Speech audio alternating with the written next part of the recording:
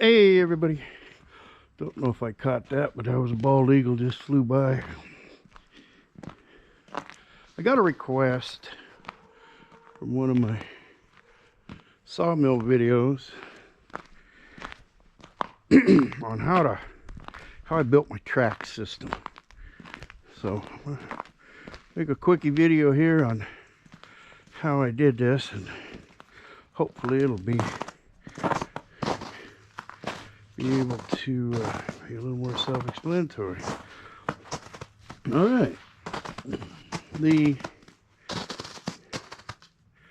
track the main base for the track is 2" by 4" steel. I think it's 3/16 thick.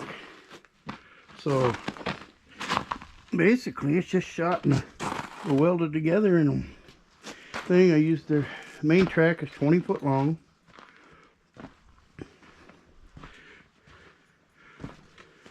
So I can get about a 16 foot log out of the main track. And then I got another 4 foot extension to add it, so I can get 20 foot logs on here. But the main frame is, like I say, 2" by 4" steel, and the main cross members between that is set at 4 feet apart.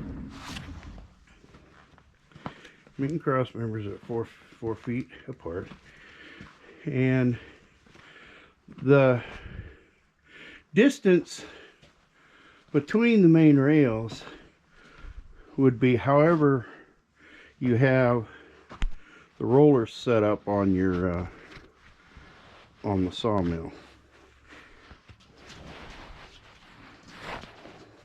Now, of course, I turn my rollers to the outside of the main frame on the sawmill head, so my track is a little wider than the standard track on the Hudson Hunter sawmill. So now, on top of the 4 foot center cross members that hold the main frame together, I put either 2 by 2 or 2 by 2 angle or 2 by 2 square across that the logs actually set on.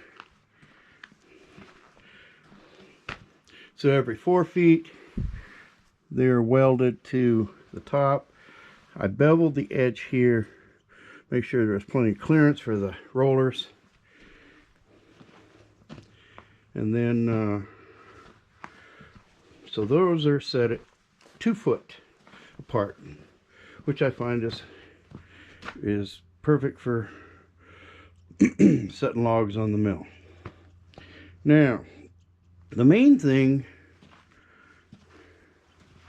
that makes this system work are the adjusters. Let's see if I can get a good. So what I did, get down here, what I did on the adjusters, so I took a piece of all thread, I ground the top of it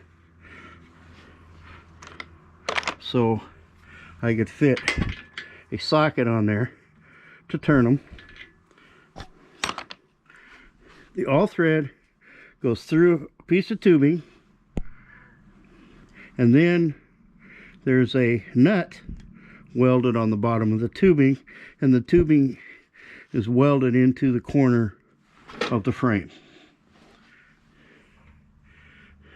So to adjust the height on the frame, all you do is screw in the all thread up or down. I put it on a wood, it's on a wood base, and then In the holes for the thread down here, I drilled holes and put steel flat washers in there. Excuse me, so the all thread wouldn't wear down into the wood. I'd originally I used my same base, which I have pads, concrete pads that I poured that are about 2.5 to 3 feet deep and come up about 6 inches above ground level. But those pads, with the way my ground is around here, I'd have to go down 6 feet or farther to keep them from shifting in the winter and springtime when it gets wet. So the first set of tracks I had that were solid on those pads, because I had them on the pads, 6x6s and 2x on top of that. But I couldn't shim the 2x on top of the 6x6s enough to make up for the variance in the shifting of the ground and the concrete pads. So with the screw adjustments, and I have them on both sides, and they're set every 4 feet on the main frame. So far I've had them down here for almost 2 years.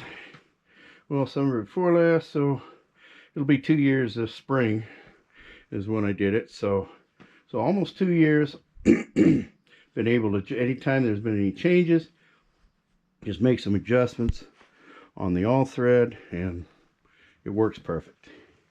Now, for setting the logs, all I did was made some screws, and I welded some 2x2 square tubing to the cross members. Then I put some 1.5 inch square tubing into that, and then a screw to tighten it up right on the corner. I put 3 of those across the center section, 4 foot apart. I never even use the center one unless I'm doing something 4 foot, between less than 6 and more than 4 foot long. But basically I use the 2, so 2, 4, 6, they're 8 foot apart. Most of the stuff I cut is 10 foot or longer. Most of the logs I cut are 10 foot or longer, so I just use those that are 6 foot. I tapered one edge of it, so when I spin a log, it slides on that.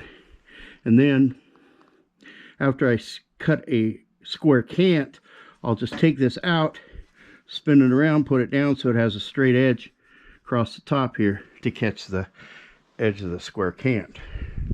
Now, as far as the log dog, inside, one more thing I almost forgot, but on top of the main frame here is I put a piece of 2x2 angle that the rollers go onto. That way there, everything runs smooth. So, back to the log dog. All I've done with that is took a piece of all thread and put it inside a piece of 1/2 inch pipe, just plain old 1/2 inch galvanized pipe. Took a 3/4 inch T, I believe it's a 3/4 inch, and slipped that over the 1/2 inch pipe. Welded a piece of flat bar, it's 2 inch flat bar, 1.5 inch flat bar, to the T. Comes up, welded a nut to the end of the flat bar, put a piece of all thread in there, of course ground it so I can put a wrench on it. So all you do is slide that over, and it locks in. I find I don't even have to turn the screw most of the time, because I just take a hammer, tap in, it locks in, locks it down, and when I want to release it, I got a chunk of pry bar, and I just put it in there, pop it out. That's all there is to it. And I find so far I've only needed one log dog, because that'll push it up. If I have a round log on there that's wanting to roll back, that'll push it up to the braces on the back side, locks everything in. Never had any problems of logs or cants or anything moving.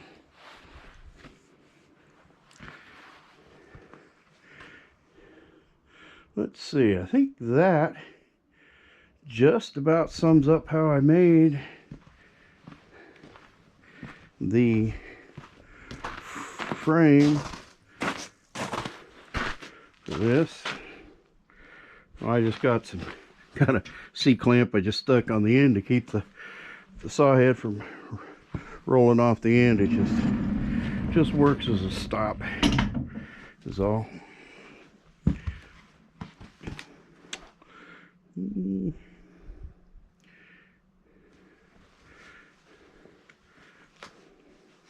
So if anybody has any more questions, just